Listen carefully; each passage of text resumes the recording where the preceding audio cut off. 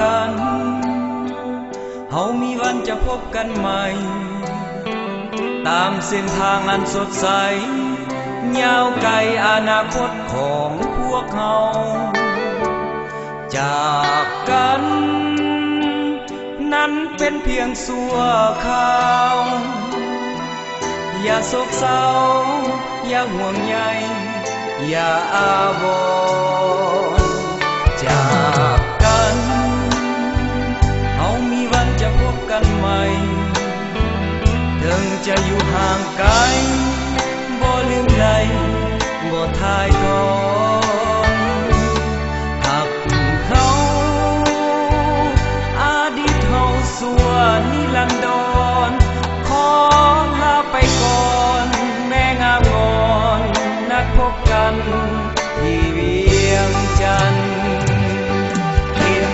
นี้คือทินเดียวคอยทินนี้คือเวียงทองที่เฮาใฝ่ฝันจะกลับคืนด้วยความสดชื่นทั้งเวียงจันทน์กลับมาหาแพงขวัญสองเฮานั้นจะซื่นใจจากกันเฮามีวันจะพบกันใหม่เพื่อความสุขแจ่มใสเพื่อศาสตร์ภาษาดังไม้เบียบงานนั้นสำคัญกว่าความหมายมัน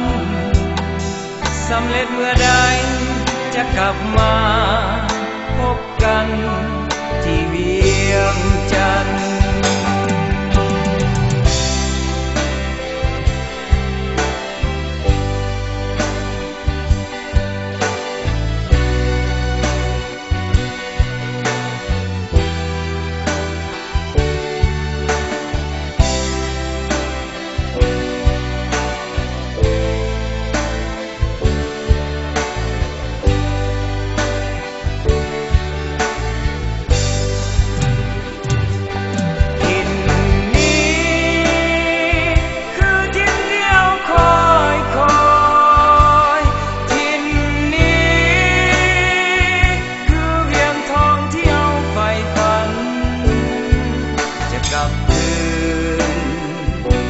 ความสดชื่นทั้งเวียงจันทน์